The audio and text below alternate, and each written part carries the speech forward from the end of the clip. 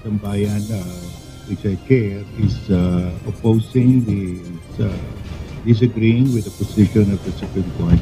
Marami ang tutol sa naging desisyon ng Korte Suprema sa pagdeklarang labag sa konstitusyon ang articles of impeachment na inihain laban kay Vice President Sara Duterte.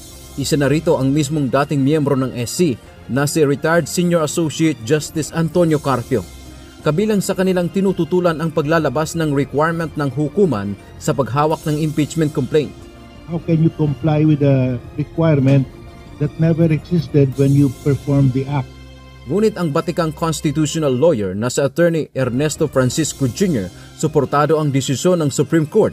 Si Attorney Francisco ay bahagi sa makasaysayang kaso ng Francisco versus House of Representatives kaugnay ng inihaing impeachment complaint kay dating Chief Justice Hilario Davide noong 2003. Ang ginawaan niya ng hukuman na paglalabas ng panuntunan o requirement sa impeachment proceedings ay pagwawasto lamang sa pagkakamali ng Kamara.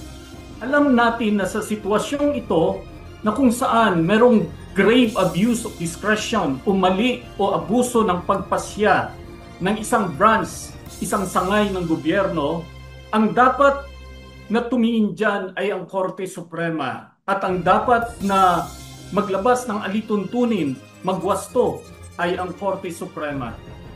Dagdag pa nito, hindi totoo ang sinasabi ng mga kritiko o tumutuligsa sa hukuman na nagkaroon ng judicial overreach o nakialam ang kataas-taasang hukuman sa trabaho ng Kamara. Paliwanag nito, ang alituntunin o rules ng House of Representatives ay saklaw ng hukuman kapag may nakitang paglabag sa konstitusyon. Ang ginawa lamang ng Supreme Court dito ay inilahad nila ng malinaw kung ano yung dapat gawin. At yan ay nasa karapatan, tungkulin at obligasyon ng Korte Suprema batay sa ating saligang batas. Wala akong nakikitang overreach.